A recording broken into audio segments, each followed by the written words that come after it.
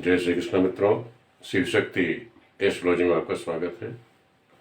आज मैं आपको बताऊंगा शिववास कैसे निकाला जाता है और कूर्मवास कैसे निकालोगे। कूर्मवास और शिववास का प्रयोग आप कहाँ करेंगे, उसकी विधि क्या है, इसका प्रयोग क्या है, ये सब आज आपको बताऊंगा। कि पिछली वीडियो में आपको मैंने बता ही दिया था, चंद्रवास है, अग्निवास है, योगनिवास है और उसका प्रयोग कैसे करते हैं। उसी तरह शिववास है।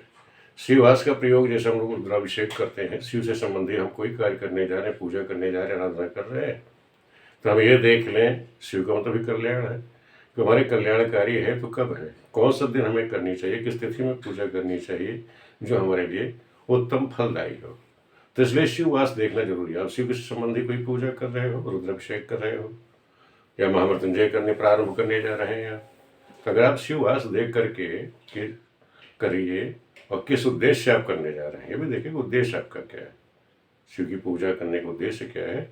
उसके अनुसार अगर आप मुहूर्त के अनुसार आप काम करेंगे तो आपको जो पूजा है उसमें अभीष्ट सिद्धि प्राप्त होगी। अब मैं आपको पहले बताता हूँ शिववास।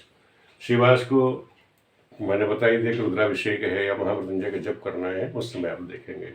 इसका निकालने का तरीका क्या है, जो भी आप तिथि लेना चाहते हैं वो तिथि ले लीजिए, उस तिथि को आप 2 से गुणा करिए, 2 से गुणा करने में जो भी गुणनफल आपका है उस गुणनफल में आप 5 जोड़ दीजिए और गुणनफल में 5 जोड़ने के बाद जो आपका योग फल आया उसको आप 7 से भाग कर दीजिए। जो शेष आएगा उसके अनुसार शिव का वास होगा। अब ध्यान दीजिए, अगर शेष आपका 1 है तो शिव का वास कहाँ होगा, कैलाश में। शेष आपका 2 आया तो शिव का वास होगा गौरी के साथ। 3 अगर शेष आता है तो बैल पर, 4 शेष आया तो सभा में, 5 शेष आया तो भोजन में, 6 शेष आया तो क्रीड़ा में रत रहेंगे और अगर शेष आपका शून्य आता है तो शमशान में उनका वास होगा। अब इनका ध्यान रखें, अगर इनका वास यहाँ है तो इसका फल क्या होगा, तभी ध्यान रखो। मैंने बता दिया कि कैसे आप शेष निकालेंगे कि तिथि को 2 से गुणा करिए, गुणनफल में 5 जोड़ दीजिए, जो योग आया 7 से भाग कर, जो शेष आया उसके अनुसार का वास हो गया। अगर शेष 1 आया तो स्थान उनका कैलाश पर है, कैलाश पर वास होगा। उसका फल यह है कि वो सुख कारक है। अगर शेष 2 आता है तो गौरी के साथ वास है, धन संपदा की प्राप्ति होगी। शेष 3 आने पर अभिष्ट की प्राप्ति होगी और शेष 4 आने पर संताप मिलेगा, 5 शेष आने पर पीड़ा मिलेगी, शेष 6 आने पर कष्ट होगा और शेष जब आपका 0 आ रहा है तो मृत्यु के समान कष्ट होगा, मृत्यु का योग बन जाएगा। अब आपको अगर गणना नहीं आती है तब आप कैसे इसको निकालोगे। बाई चांस आपको गणना नहीं आ रही है तो आप तिथि के अनुसार भी देख सकते हो।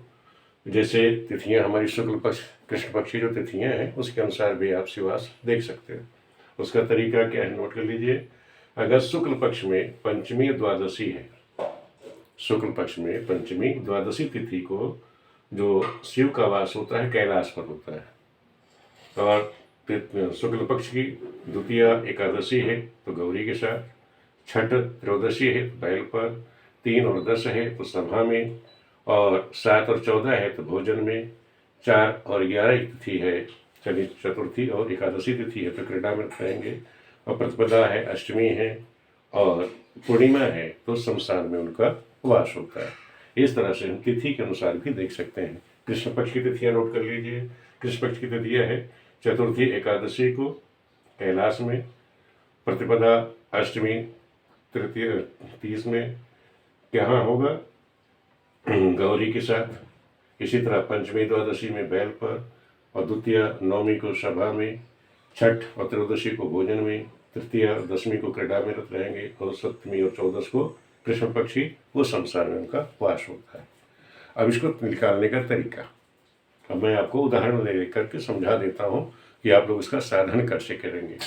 मैंने एक उदाहरण ले लिया है कि 4 अप्रैल और 11 अप्रैल का एक उदाहरण ले लिया है। दिन सोमवार है और ये ध्यान रखो 2 सोमवार है, सन में ले लिया 2022। अब 2022 का पंचांग आपके पास है, 2022 का जो पंचांग आपके पास उसे देख लेना कि 4 अप्रैल 11 अप्रैल को सोमवार पड़ रहा है 2022 में। तिथि क्या है, तृतीय और दशमी। अब हमको इसमें शिववास निकालना है तो ये देखने जो तिथि हमारी क्या है, तृतीय 3 तिथि को क्या करेंगे 3 गुणे 2, मैंने कहा जो तिथि उसको 2 गुना कर दिए तो तृतीया का 3 से गुणा करोगे तो 6 हो जाएगा। फिर मैंने कहा जो गुणनफल उसमें 5 जोड़ दीजिए। गुणनफल में आपका 6 आया, उसमें आपने 5 जोड़ा तो 6 5 11 हो गया। जो योग आया उसको 7 से आपने भाग कर दिया, तो 11 को आपने 7 से भाग कर दिया तो शेष आपका 4 आया। 4 से आपने देखा शेष कहाँ बचेगा, ये देखिए मैंने कहा शेष अगर 4 है तो शिव का वास कहाँ है, सभा में। सभा में वास होने पे संताप मिलेगा, दुख मिलेगा। अगर इस दिन हम शिव की पूजा करते हैं, रुद्राभिषेक करते हैं, तो उस दिन हमको केवल जो हम तो कर रहे शिव की पूजा, दिन हमने देखा कि सोमवार का दिन है, लेकिन फिर भी हमको क्या मिल रहा है, संताप मिल रहा है, कष्ट मिल रहा है, अशुभ है। तो कभी कभार हम दिन तो देख लेते कि दिन सोमवार है, शंकर जी के दिन हमने पूजा कर ली, फिर भी पूजा हमको फलित नहीं हुई। उसका कारण क्या है, हमने शिव का वास नहीं देखा। इस समय शिव का वास है कहाँ, शुभ है अशुभ है, जब जिस दिन पूजा करें वो है क्या। दूसरा उदाहरण ले लीजिए, मैंने कहा तृतीय और दशमी, एक तिथि मैंने दशमी ले ली, उस दिन भी सोमवार पड़ रहा है, तो 10 गुणे 2 20 हो गया। मैंने कहा जो भी तिथि है उसको 2 से गुणा कर दीजिए 20, उसमें 5 जोड़ना है, 5 जोड़ 20 5 25 हो गए। योग फल में 7 का भाग करना है, 25 को आपने 7 से भाग कर दो तो 7 त्रिक 21, बचा शेष आपका 4। अब शेष 4 बचने से मैंने बताया था वास कहाँ होगा, सभा में। उसी तरह शिव का वास सभा में है, संताप दुख अनिष्टकारी। मैंने कहा बताया था आपको कि ये तिथि के अनुसार भी आप देख सकते हैं। मैंने तिथि कौन सी ली थी, तृतीया और दशमी। तृतीया और दशमी किसकी है, शुक्ल पक्ष की। अब शुक्ल पक्ष में तिथि के अनुसार देखो, शुक्ल पक्ष की तृतीया और दशमी तिथि ये कहाँ है, शिव का वास कहाँ होगा, सभा में। तो आप इस तरह से भी देख सकते हैं, चाहे तिथि से देखिए या आप गणना करके देखिए, आपका वही मान आएगा, उसी तरह आप फलित करेंगे। इस तरह आपने शिव का वास बताना आपने सीखा। अब मैं आपको बताता हूँ कूर्मवास। कूर्म को कक्षप भी कहा जाता है। इसका जो प्रयोग हम करते हैं, ध्यान रखो, जैसे रुद्राभिषेक, इसमें शिव का वास का प्रयोग हम कहाँ करते हैं, रुद्राभिषेक शिव से संबंधित पूजा में। इसी तरह कूर्मवास का जो प्रयोग किया जाता है, जैसे देवालय बना रहे हो आप, यज्ञ मंडप बना रहे हैं, हवन की वेदी आप तैयार कर रहे हैं, भवन निर्माण कर रहे हैं, उस समय कूर्मवास देखना चाहिए। कूर्मवास देखना है, कक्षप भगवान विष्णु का ही रूप है ये कूर्म का, कक्षप रूप उनका, तो उसमें देखा जाता है कि इसमें इनका वास कहाँ है। इसके वास देखने का तरीका आप समझ लीजिए कि जब हमें कूर्मवास देखना है तो आप जो भी तिथि ले रहे हैं उस तिथि को आप 5 से गुणा करिए। जो भी गुणनफल आपका रहा है, जो भी गुणनफल आया उसमें कृतिका नक्षत्र से लेकर के जिस नक्षत्र में जो तिथि पे जो नक्षत्र पड़ रहा है, जिस दिन आप मुहूर्त करना चाह रहे हैं वहां तक गिनिए। जो भी नक्षत्र संख्या आपकी आई वो गुणनफल में आप जोड़ दीजिए। जो आपका योग आएगा उसमें पुनः 12 जोड़ दीजिए। 12 जोड़ने के बाद जो योग फल आया उसमें 9 से आप भाग कर दीजिए। जो शेष होगा उसके अनुसार जो है कूर्म का वास होगा।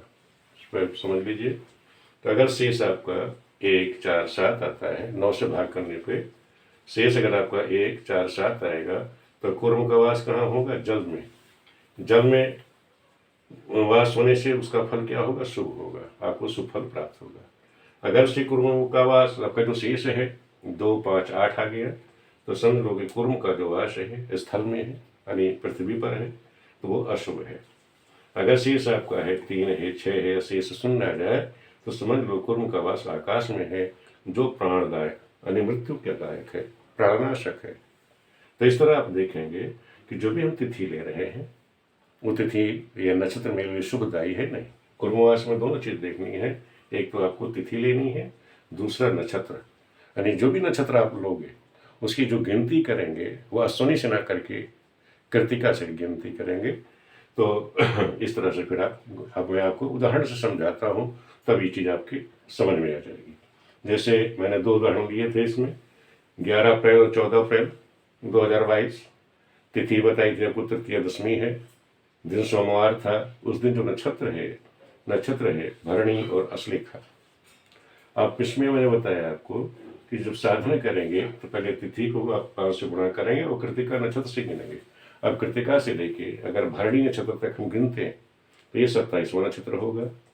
और अश्लेखा नक्षत्र कौन होगा कृतिका से गिनने पर, शनि भरणी कृतिका रोहिणी मृगशिरा अद्रा पुनर्वसु पुख्य अश्लेखा। अश्लेखा कौन है, 7वां नक्षत्र। अश्लेखा तो 7वां नक्षत्र हो गया, भरणी 27वां नक्षत्र। ये आप नोट कर सकते हैं, भरणी 27वां नक्षत्र है और अश्लेखा 7वां नक्षत्र है जो हम कृतिका से गिनती करेंगे। तिथि हमारे पास कौन सी हो गई, तृतीय और दशमी। हम उसी को उदाहरण लेकर के अब हम कूर्मवास निकाल रहे हैं। कूर्मवास के लिए मैंने बताया था कि जो भी तिथि आपने ली, जैसे हमने तृतीय तिथि ली, तो तृतीय को हमने 5 से गुणा कर दिया, ये 5 से गुणा किया, 3 5 15, और उसमें जो है जो नक्षत्र है, नक्षत्र संख्या आप जोड़ दीजिए। जैसे मैंने भरणी 27वां नक्षत्र है, तो उस योग गुणनफल में कृतिका का नक्षत्र हमने जोड़ दिया, जो माना है कृतिका से भरणी तक का, तो 27 से तो 15 और 27 ये 42 हो गया। उसमें पुनः हमने 12 जोड़ दिया। मैंने कहा जो भी आपका योग आएगा उसमें पुनः आप 12 जोड़ेंगे, तो इसमें आपने 12 जोड़ दिया, 54 हो गया।